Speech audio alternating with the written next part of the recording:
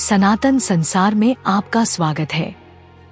ईसा उपनिषद भारतीय दर्शन में सबसे गहन ग्रंथों में से एक है, जो अविद्या, अज्ञान और विद्या, ज्ञान के बीच नाजुक संतुलन की खोज करता है। दो विपरीत शक्तियाँ जो विरोधाभासी रूप से मोक्ष, मुक्ति प्राप्त करने के लिए एक व्यक्ति के लिए सहअस्तित्व में होनी चाहिए। अपने छंदों के माध्यम से उपनिषद अस्तित्व की प्रकृति, ब्रह्मांड और इस दिव्य व्यवस्था के भीतर मानवता की भूमिका पर गहराई से विचार करता है।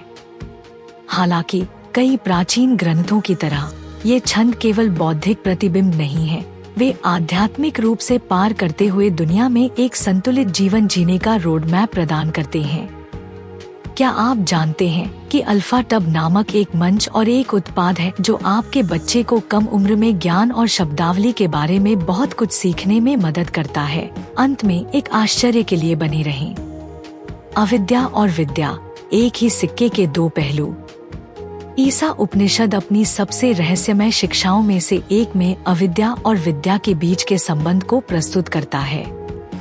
जो लोग अज्ञान की पूजा करते हैं वे अंधकार में प्रवेश करते हैं, जो लोग ज्ञान में आनंद लेते हैं वे और भी अधिक अंधकार में प्रवेश करते हैं। पहली नजर में यह पंक्ति विरोधाभासी लगती है। अज्ञान और ज्ञान दोनों ही अंधकार की ओर कैसे ले जा सकते हैं? उपनिषद पारंपरिक अर्थों में अज्ञान या ज्ञान की बात नहीं कर रहा है। अविद्या भौतिक दुनिया, विज्ञान, कला और सभी बौद्धिक गतिविधियों के ज्ञान को संदर्भित करती है जो हमें सांसारिक जीवन में व्यस्त रखती हैं।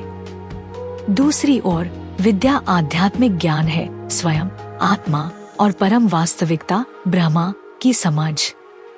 विरोधाभास इस तथ्य में निहित है कि यदि कोई व्यक्ति केवल अविद्या पर ध्यान केंद्रित करता है तो वह भौतिक दुनिया में फंस जाता है, अपने वास्तविक आध्यात्मिक सार को भूल जाता है।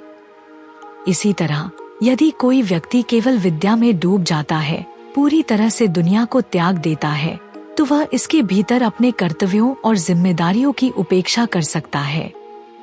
इस प्रकार दोनों के बीच संतुलन बनाना आवश्यक है। अविद्या और विद्या दोनों आवश्यक हैं। भौतिक दुनिया में आगे बढ़ने के लिए अविद्या और उससे परे जाने के लिए विद्या। एक बार की बात है, एक प्राचीन जंगल के बीच में एक बुद्धिमान ऋषि रहते थे जो भौतिक और आध्यात्मिक दोनों दुनियाओं की अपनी गहन समझ के लिए जाने जाते थे।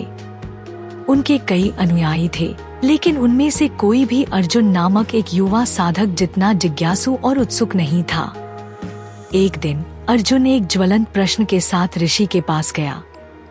गुरुजी, मैंने शास्त्रों का अध्ययन किया है और दुनिया के बारे में बहुत कुछ सीखा है, फिर भी मैं भ्रमित महसूस करता हूँ।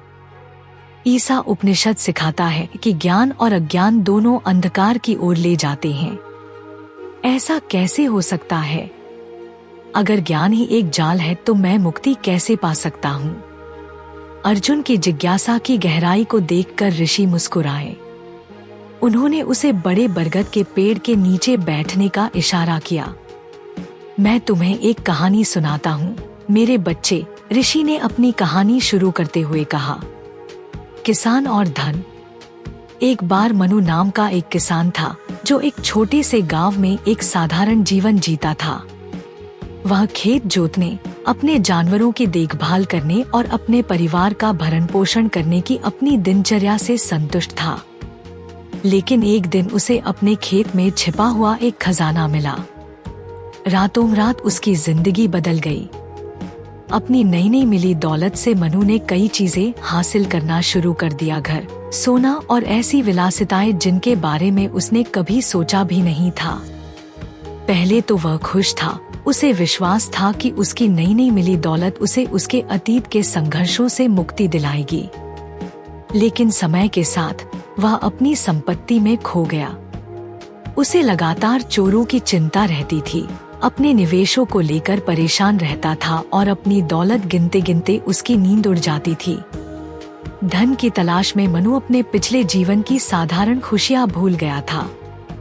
उसने अविद्या, सांसारिक ज्ञान की दुनिया में बहुत कुछ हासिल किया था, लेकिन उसने कुछ अमूल्य चीज भी खो दी थी, मन की शांति। वह उसी दुनिया में फंस गया था जिसके बारे में उसे लगता था कि वह उसे खुशी देगी। सालों बाद एक भटकता हुआ साधु मनु के दरवाजे पर आया। उसकी बेचैनी को भांपते हुए भिक्षु ने कहा, तुम अपने धन के बोझ से फंसे हुए हो। तुम्हें भौतिक दुनिया के ज्ञान और आत्मा के ज्ञान के बीच संतुलन बनाना होगा। मनु अपनी शांति वापस पाने के लिए उत्सुक ने पूछा, लेकिन कैसे? मैं इस धन के जाल से कैसे बच सकता हूँ? भिक्षु ने उत्तर दिया, यह समझकर कि धन और संपत्ति साधन है, अपने आप में साध्य नहीं। वे तुम्हें दुनिया में आगे बढ़ने में मदद करते हैं, लेकिन वे अंतिम वास्तविकता नहीं है। सच्ची आजादी दुनिया को अस्वीकार करने से नहीं, बल्कि चीजों की बड़ी योजना में इसके स्थान को समझने से आती है। फिर भिक्षु ने मनु के साथ ईसा उपनिषद की शिक्षाएं साझा की, जिसमें बताया गया कि अविद्या, दुनिया का ज्ञान, और विद्या, आध्यात्मिक ज्ञान दोनों ही जरूरी हैं, लेकिन उन्हें संतुलित किया जाना चाहिए। वे अंधकार में प्रवेश करते हैं जो अज्ञान की पूजा करते हैं, वे अधिक अंधकार में जो ज्ञान में आनंद लेते हैं। उन्होंने कहा, मनु को धीरे धीरे एहसास हुआ कि वह अविद्या पर इतना केंद्रित था, अपने भौतिक जीवन को प्राप्त करना और उसका प्रबंधन करना, कि उसने विद्या की उपेक्षा कर दी थी। वह ज्ञान जो उसे उसके गहरे आत्म और ब्रह्मा की परम वास्तविकता से जोड़ता था।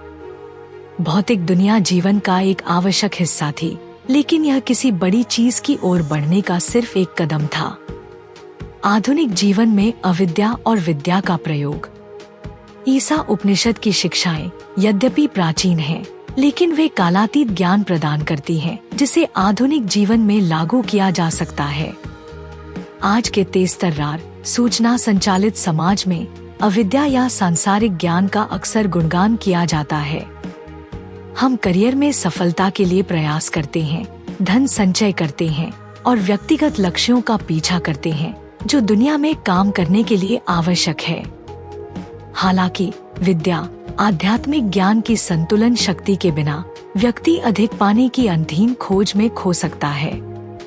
विद्या हमें याद दिलाती है कि अविद्या हमें भौतिक दुनिया में नेविगेट करने में मदद करती है, लेकिन यह अंतिम वास्तविकता नहीं है। ईसा उपनिषद हमें दुनिया में रहना सिखाता है, लेकिन दुनिया का नहीं होना। कोई व्यक्ति काम, रिश्तों और व्यक्तिगत विकास में संलग्न हो सकता है, लेकिन साथ ही साथ स्वयं के बारे में आंतरिक जागरूकता विकसित कर सकता है, जो बाहरी परिस्थितियों से अप्रभावित रहती है। इस संतुलन को प्राप्त करने का एक व्यावहारिक तरीका कर्म योग, निस्वार्थ कर्म का योग है। कर्म के फलों से आसक्ति के बिना अपने कर्तव्यों का पालन करके व्यक्ति अविद्या और विद्या दोनों को सामंजस्यपूर्ण रूप से नेविगेट कर सकता है। कर्म योग इस बात पर जोर देता है कि जब आप सांसारिक जीवन में भाग लेते हैं, तो आपका आध्यात्मिक ध्यान हमेशा उच्चतर आत्मा पर बना रहना चाहिए। ध्यान और आत्मजांच की भूमिका। ईसा उपनिषद की शिक्षाओं को सही मायने में अपनाने के लिए व्यक्ति को आत्मजांच, आत्मविचार और ध्यान का अभ्यास करना चाहिए। ये अभ्यास व्यक्ति को इंद्रियों, अविद्या के सतही ज्ञान से परे जाने और अपने वास्तविक स्वरूप, विद्या की गहरी सहज समझ में आने की अनुमति देते हैं।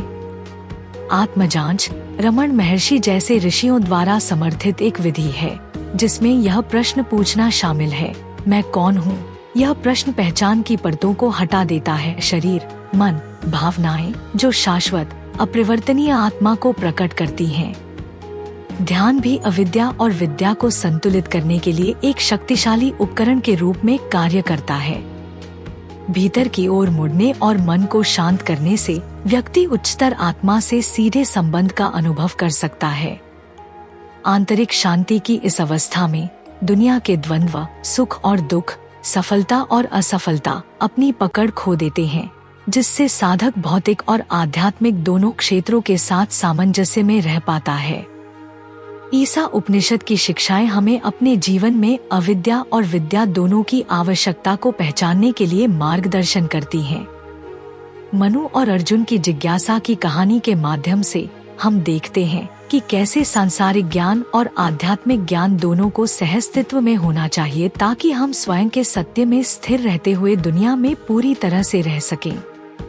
अविद्या हमें भौतिक दुनिया से जुड़ने की अनुमति देती है, जबकि विद्या हमें याद दिलाती है कि सच्ची मुक्ति इसके परे है। निस्वार्थ कर्म योग का अभ्यास करके और आत्मजांच और ध्यान में संलग्न होकर कोई भी इस नाजुक संतुलन को प्राप्त कर सकता है। जिस तरह मनु ने समझ के माध्यम से शांति पाई, उसी तरह हम जीवन की चुनौतियों का सामना कर सकते हैं, यह जानते हुए कि अज्ञानता और ज्ञान दोनों हमारे आध्यात्मिक विकास के लिए आवश्यक हैं। इस प्रकार ईसा उपनिषद की पहेली सुलझ जाती है। अविद्या और विद्या दोनों के सामंजस्यपूर्ण एकीकरण के माध्यम से ही व्यक्ति परम सत्य को प्राप्त कर सकता है और मुक्ति प्राप्त कर सकता है। आइए हम इस विरोधाभास को मूर्त रूप देने वाली पहेली के साथ निष्कर्ष निकालें। मैं मार्ग और बाधा दोनों हूँ, पर्दा और कुंजी हूँ। मैं वह हूँ जो तुम्हें बांधता है, फिर भी वह भी जो तुम्हें मुक्त करता है। मैं क्या हूँ? अपना उत्तर नीचे कमेंट करें। मुझे अल्फाटप क्यों पसंद है? अल्फाटप छोटे बच्चों को कम उम्र में ही सनातन मूल्यों, ज्ञान और शब्दावली से परिचित कराने के दिलचस्प तरीके प्रदान करता है। अल्फाटप बच्चों की शिक्षा के लिए एक अनूठी अवधारणा के साथ एक शब्दावली किट भी है। यह स्कूलों में भी एक बेहतरीन किट के रूप में काम कर सकता है। माता पिता अल्फाटप मोबाइल ऐप का उपयोग करके बहुत सारे टब शीट और टब कार्ड बना सकते हैं और अल्फाटप का उपयोग करके मजेदार गेम के माध्यम से अपने बच्चों के साथ जुड़ सकते हैं। मैंने अल्फाटप ऐप का उपयोग किया है और वीडियो में दिखाए अनुसार टब कार्ड बनाए हैं। जब मैंने पहली बार अल्फाटप देखा तो मुझे पता था कि मेरे भतीजे और भतीजी इसे पसंद करेंगे। यह बच्चों के अनुकूल सामग्री से बना है, बहुत अच्छी गुणवत्ता वाला है, टूटने वाला नहीं है और लंबे समय तक चलेगा। मेरे प्रोमो कोड सनातन से 20% छूट प्राप्त करें, लिंक विवरण में है। यह हमारा सौभाग्य है कि हम अपने सनातन धर्म के ऐसे अद्भुत ज्ञान को फैलाने में सक्षम हैं। हम चाहते हैं कि आप अधिक से अधिक लोगों तक पहुंचने में आपकी मदद करें ताकि वे हमारे धर्म के बारे में जान सकें। हमारा आपसे अनुरोध है कि हमारे वीडियो को अधिक से अधिक लोगों तक साझा करें। कृपया हमारे अन्य वीडियो देखें। सनातन इतिहास के अधिक वीडियो के लिए सनातन संसार आई की सदस्यता लें।